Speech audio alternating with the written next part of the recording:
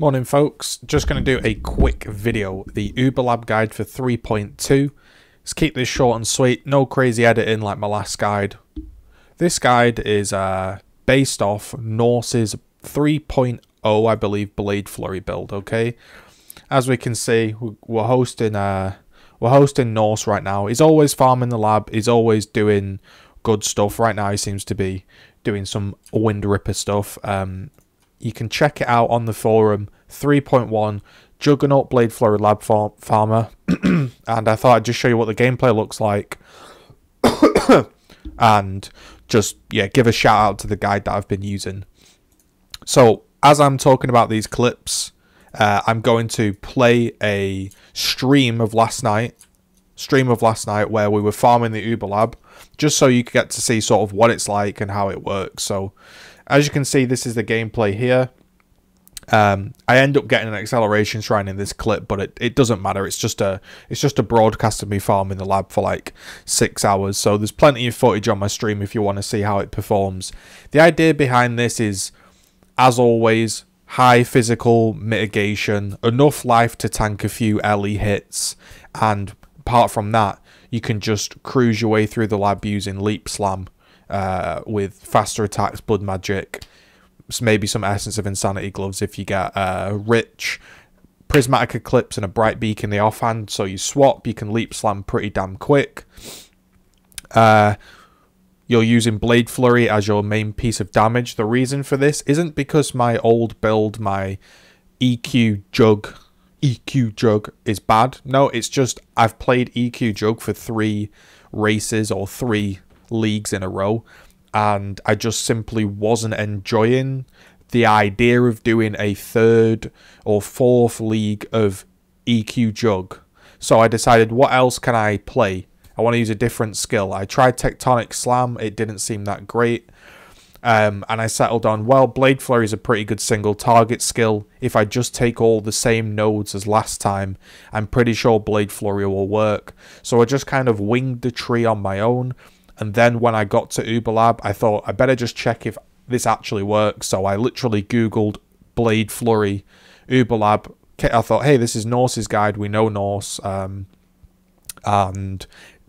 it worked. To explain the build, I'm going to show you my gear, going to show you the passives and explain how I leveled it. But we'll just run through this Uber Lab just to start. Now, the acceleration shrine is making my DPS slightly better than this currently is, but honestly, I've played EQ Jug, like I say, for 3 leagues in a row. My EQ Jug damage is absolutely awful, and the main reason I've swapped from my video guide on 3.0 for the Juggernaut is specifically the fact that this build can scale. What I mean by that is my old guide, it uses blood magic, it uses a Hezmana's axe, right? It uses a Hezmana's axe, and effectively, once you've got that 1 chaos axe, because you're using hatred, blood magic, and you're balancing your resists and stuff around that, and your DPS and everything, you can't really upgrade. You can't put on an extra aura, you can't get a better DPS axe or anything, because if you use a 2-handed axe, well then you have no mana. So we're stuck locked into blood magic. However, with this build, it gives you lots of opportunities to scale up. You can have a really high damage one-hander. You know, you could get a mirror-worthy one-hander if you wanted to. You can get a crazy stat stick as an offhand. All your gear can have fizz on it. And you don't need to think about so much the mana reserved and stuff like that. I've made a couple of changes from Norse's guide to mine, so that's why I'm doing this. It's just not so much change, but it's just a piece of armor and a sword that I use that is slightly different to the guide, but it follows the same principles. So as you can see, you can just cruise through the Uber Lab absolutely fine. You can just leap slam through, you can pick up your shrines, and you can zip your way through to, well, to wealth, zip your way through to wealth, because you know, if you farm the Uber Lab and you put enough time in, eventually you'll hit that jackpot enchant, or maybe you won't. I never seem to do, but the boxes are still really fun to open. Today was a decent Uber Lab, even without the acceleration shrine. All day we were doing about 7-minute runs, fully buffed up. Now sometimes I fail because, you know, that happens, but you can just literally see that you can just stand still. You basically, what you're doing is you're channeling BladeFlurry, 6 stacks releasing, 6 stacks releasing. And the reason I'm just making this guide rather than just linking you to Norses is there are a few little things that are, I guess, important to note. So this is kind of how it performs. On double LE days, it can be a little bit sketchy, but I haven't died on this character. As long as if you're awake and you're not absolute resident sleeper in, and you maybe dodge a double LE wind slash, but even still, I'm pretty sure you can tank it. It's just, it's not quite as resident sleeper as my EQ jug, but this scales so much more. And what's interesting, or should I say like better for me, is because you're buying one-handed swords and stat sticks, you can just chuck on Reeve and you can map, which I will show you, because the EQ jug literally couldn't map. Now, I'm not saying this build that I'm doing is a great mapping build. It's not. I would probably recommend doing a different character for maps, but if you do just get bored of Ublab, this does have the option to at least do some maps, whereas previously the EQ jug, it just wasn't possible to really do maps. You would be so amazingly slow and have such little AoE, and it just didn't feel great. So it handles the traps absolutely fine, and I'll explain that. But you can see you can just leap slam your way through the lab just like 3.0 EQ jug. This is just the same. It just has more damage and more scaling options. Also, I was going to make the point that this is a more expensive build to get going. But I actually found this build cheaper. I actually messed up here. There's a bug sometimes that happens where you get locked into channeling. You just have to take your chest piece out. I think it's to do with my internet more than the game itself. But you can see the damage, you know. And there we go. So we don't bore you. You've killed Argus, blah, blah, blah. I won't... what's the word? I won't cook you. I will show you me opening the boxes. I do believe I show myself opening the boxes. We'll leave that playing. I'm going to cook you, actually. I'm going to pause it. Okay, you don't get to see the boxes open. Right. So onto the actual guide. Okay, you've seen how it performs. You've seen it zips through the lab just the same. And we'll show you exactly, yeah, how it performs and what or why we've chosen to do it. So this is our gear, okay? As always, your main priority, life, resists, armor, fizz damage, right? That's it. So there's a couple of things to note here. We can start piece by piece, and I'll explain how this came to be, because this isn't the gear I started with, and it might not even be the gear I recommend. So for leveling, you can check the forum guide. Pretty much the way I leveled was you start at life and armor, you pick up Born to Fight, you know, you can pick up some Scion life nodes if you want. You can head up here and get some endurance charges, head up here, blah, blah, blah. It really doesn't matter where you're really heading. What I did is I went down here, life and armor.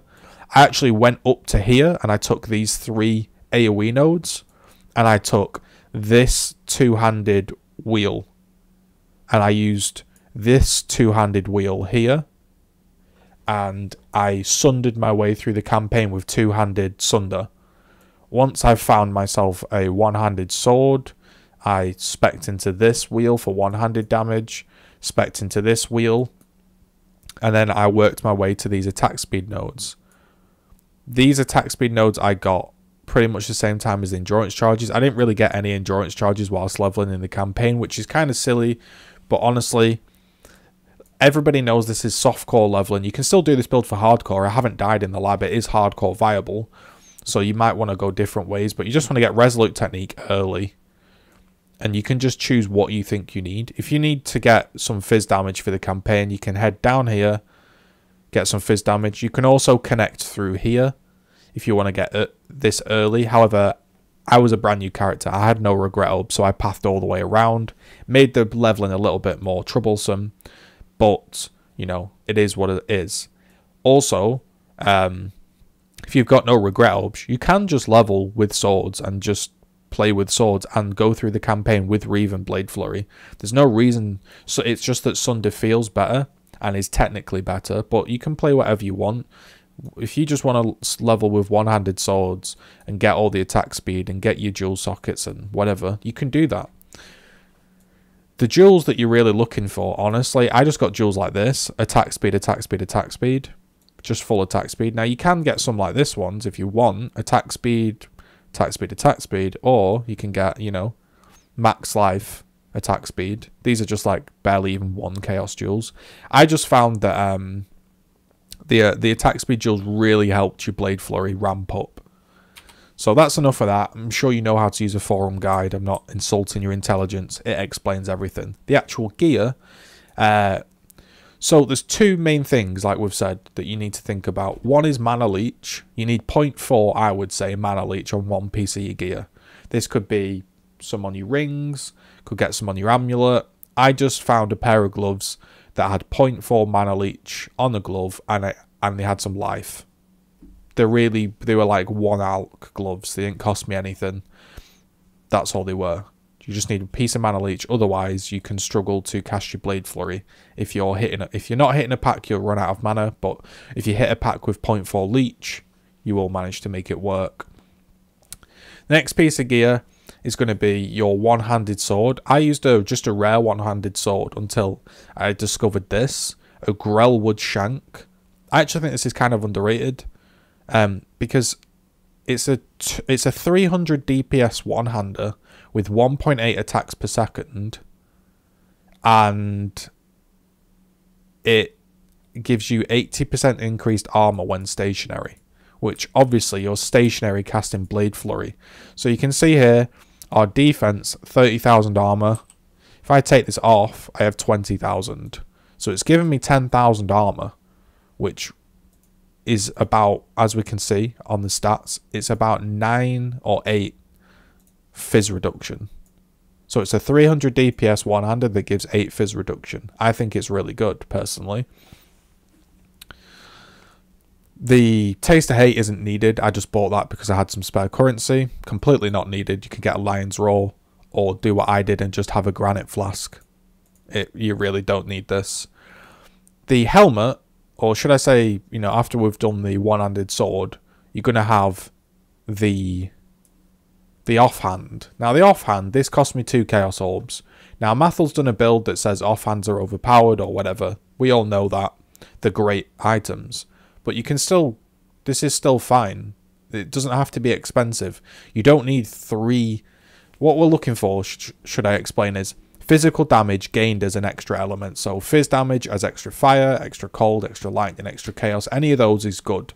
And it needs to be a mace, a scepter, or an axe in your offhand. Because if it's a sword, it will use it as BladeFlurry. So you don't want it. You want an offhand that it can't use. So I just got gained 35 fizz as extra lightning damage. I crafted increased lightning damage on it, which really does nothing. It's got a bit of attack speed. That's really it. Crit chance doesn't mean anything. So this cost me 2C. Maybe they cost 30 chaos now. I'm not too sure. But look, if I look at my BladeFlurry, I've actually got Reeve in right now. Put BladeFlurry back in because I was doing some maps. If I put BladeFlurry back in, I have 2747, right? 2747. If I take out this stat stick, it's giving me quite a lot of damage, right? But I've played an EQ Jug, right? I've played an EQ Jug. You don't need a lot of damage for Uberlab. You just need to survive. So yeah, sure, these might be 10 chaos, 15 chaos, but you can just buy one and alt it and just alt one of the rolls. You don't need to buy one. That's a mistake people make. My amulet is... it literally just has life, dexterity, and int. Rings, life, res. This, life, res. That's it. Boots, I found these solo self-found. crafted some fire on them, life, res, don't need move speed. That's entirely optional. Probably I'd get rid of the move speed and just get more life. Perseverance gives you onslaught. It's not needed. This was a very late addition. I've only just put this belt on. Just get a life and resist belt. It's just not needed, this belt. It's just a nice thing to have if you can get it, but it's like not needed. It's like 2C. Now, a Devoto's, I've got it with Leap Slam attack speed on, just because it makes the lab faster. And the dexterity off of Devoto's makes gearing easier. But I didn't have one until yesterday. So I just used a life resist helmet and I had a different amulet that gave me a lot more dexterity and it had no life on it. So what I did was I put the Devoto's on so I'd leap slam a bit faster, and I got rid of the, you see this has only got like 11 dex. I took off the good dexterity amulet with no life and put on this. One thing I did was I bought this chest piece because I was going to do a different build, and yeah, I was going to do a different build. I was going to use this chest piece, but I thought I'll try it because this was the chest piece I was using. I'll show you. I wasn't using anything special. I was using like a 2C item. I was using this. 99 life, 2 fizz reduction, which isn't even needed. This is what I used for like the entire Uber Lab. It costs about 1 chaos. I just found it and I altered 99 life and pressed and then auged 8 fire and then hit regal. And then I just left it as it was. So it's just a 5 link, that's all you need. The gems are explained in the guide. Fortify, Conk Effect, Added Fire, BladeFlurry, Melee Fizz. If you get a 6 link, add in Maim. Probably never going to get a 6 link, I never get lucky. Now the reason I chose this was this lets you reserve Aspect of the Crab.